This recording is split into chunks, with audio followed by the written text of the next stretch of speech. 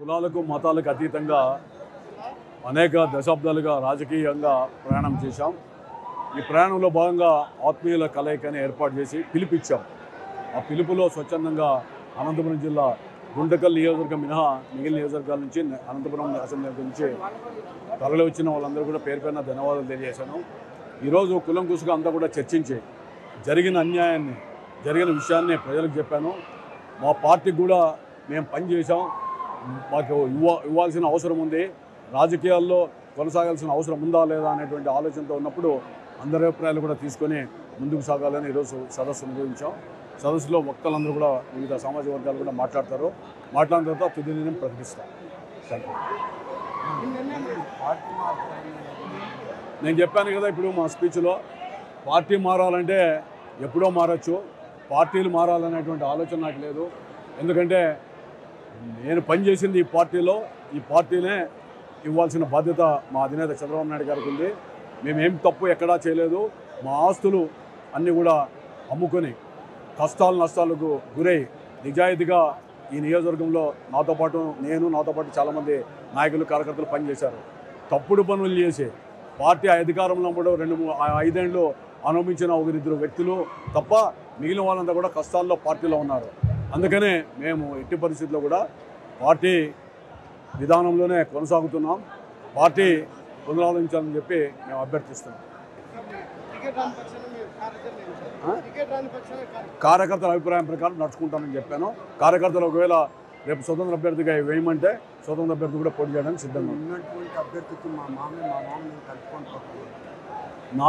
నాకు బంధువులు ఎవరంటే ఇక్కడ వేదిక మీద చుట్టూ ఉన్నటువంటి వాళ్ళే నా బంధువులు, కష్టాల్లో నష్టాలు ఉన్న వాళ్ళు. ఎక్కడో మా అల్లుడు నా కూతుర్ని ఇవ్వలేదు, లేదా మా అక్కకు మా అమ్మ తమ్ముడు కాదు. కాకపోతే దూర బంధుత్వం ఉండొచ్చు, దాంట్లో కాదన్న బంధువులు చాలామంది ఉంటారు. ఆ బంధుత్వానికి దీనికి సంబంధం లేదు. నా కష్టాల్లో రాజకీయంగా అతను ఎప్పుడూ నాకు తోడ్పాట్లో లేడు. కష్టాల్లో ఈ 5 ఏళ్లలో ప్రతిపక్షంలో నాతో ఎప్పుడు కూడా నా వెంట లేడు. పోనీ మా కార్యకర్తలు కూడా ఎలాంటి సహకారం అందజేయలేదు. ఆ విధంగా ఉన్న సందర్భంలో కష్టాల్లో నష్టాల్లో ఉన్నవాడే బంధువు, స్నేహితుడు. దాంట్లో లేనప్పుడు సుదీర్ఘమైన నా రాజకీయ చరిత్రలో కూడా ఎక్కడైనా ఫంక్షన్లో కలుస్తారే తప్ప ఎప్పుడు కూడా పార్టీ లైన్లో కానీ మా యొక్క కష్టాల్లో నష్టాల్లో కానీ లేదా ఇతరత విషయాల్లో కానీ ఎక్కడ కూడా సహకారం తీసుకోలేదు, భాగస్వామ్యం లేదు. ఆయన యొక్క పార్టిసిపేషన్ ఎక్కడ లేదు. నేను ఇప్పుడు చెప్పాను, నాకు నిన్నటి వరకు ఇప్పటికి కూడా వేరే పార్టీల నుంచి ఒత్తిళ్ళు వచ్చాయి. నీకు ఎంపీ రాజ్యసభతో సహా చాలా పోస్టులు ఇస్తామని చెప్పారు. నాకు పోస్టులు పదవులు పార్టీలు కాదు. ఇక్కడ నా కార్యకర్తల్ని కేడర్ని కాపాడుకోవాల్సిన బాధ్యత నా మీద ఉంది. ఇక్కడ నా అవసరం వాళ్ళకు ఉందని నేను విశ్వసిస్తున్నా. ఎందుకంటే పురుగు మందులు తాగి నేనేం కోట్లు లక్షల డబ్బులు ఇవ్వలే. తర్వాత ఆత్మహత్య ప్రయత్నాలు చేస్తూ ఉంటే ఎక్కడైనా ఈ నియోజకవర్గంలో గతంలో మీరు విన్నారా? ఈ విధంగా నాకు హృదయ విదారకమైనటువంటి పరిస్థితి. ఇళ్ళకు పోకుండా మన ఇంటి చుట్టూనే కూర్చుంటున్నా, రాత్రి కూడా ఇక్కడ పడుకుంటామనే పరిస్థితి వచ్చింది. కాబట్టి నేను ఒక నియోజకవర్గానే కాకుండా జిల్లా వ్యాప్తంగా అందరినీ పిలిపించా. ఒక గుంటకల్ జితేంద్ర గౌడ్ గారు వస్తే మీ నియోజకవర్గం రావద్దండి, ఆడ ఉండమని చెప్పాను. వాళ్ళు ఏదో సమావేశం పెట్టుకున్నారు. నేను ఆ తాడిపత్రి, సింగనమల, కళ్యాణదుర్గము, అదేవిధంగా అనంతపురం అందరూ కూడా వచ్చారు. వీళ్ళందరితో కూడా చర్చించి నా బాధ వాళ్ళతో వ్యక్తపరచాలి. సుదీర్ఘకాలం నా దగ్గరికి ఏదైనా వచ్చారు, నేనేమి పేపర్ స్టేట్మెంటో ఇంకోటి కాదు, కేవలం వాట్సాప్లో సమావేశం ఉందని చెప్పాం. చెప్పిన తర్వాత వాలంటరీగా వచ్చారు. సో వీళ్ళ రుణం నేను తీర్చుకోలేను, వీళ్ళకు నాకున్న బంధం అది. కాబట్టి తప్పకుండా వీళ్ళతో పాటు ఒకటిగా ఉండాలా, వీళ్ళతోనే నిలవాలి. నన్ను ఎవరో కలుపుకొని పోయేది కాదు.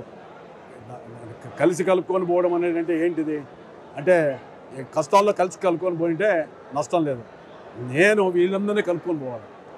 ఎవరో పోయి పార్టీకి పనిచేయని వాళ్ళందరినీ పక్కన పెట్టుకొని నువ్వు రాజకీయం చేయాలనుకుంటే రేపు మే 13వ తారీఖున దాని పర్యవసానం చూస్తారు.